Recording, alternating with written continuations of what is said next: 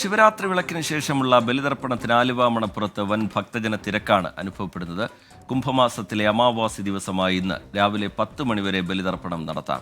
തിരുവിതാംകൂർ ദേവസ്വം ബോർഡിന്റെ 116 ബലിത്തറകളാണ് ആലുവ മണപ്പുറത്ത് ഒരുക്കിയിരിക്കുന്നത്. അശ്വിൻ പാലാഴി ആലുവ മണപ്പുറത്ത് നിന്ന് വിവരങ്ങളുമായി ചേരുന്നുണ്ട്.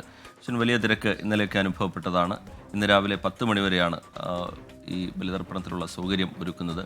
എന്താണ് ആലുവ മണപ്പുറത്തു നിന്നുള്ള കാഴ്ചകൾ, അശ്വിൻ?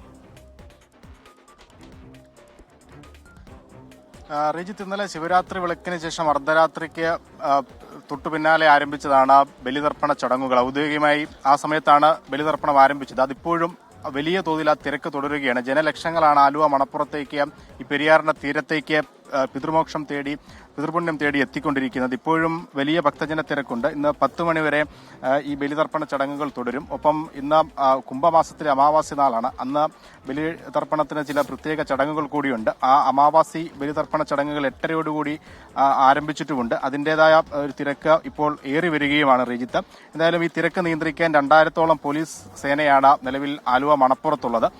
അവരുടെ കൃത്യമായ ഇടപെടലുണ്ട്. ഒപ്പം പെരിയാറിൽ ഒഴുക്ക് വർദ്ധിച്ചു വരുന്ന ഒരു സാഹചര്യം കൂടിയാണ്. അപകടങ്ങൾ ഒഴിവാക്കാൻ വേണ്ടി ഫയർഫോഴ്സിന്റെയൊക്കെ കൃത്യമായ നിരീക്ഷണവുമുണ്ട്. എന്തായാലും ഇപ്പോഴും തിരക്ക് അഭൂതപൂർവ്വമായി തുടരുകയാണ്.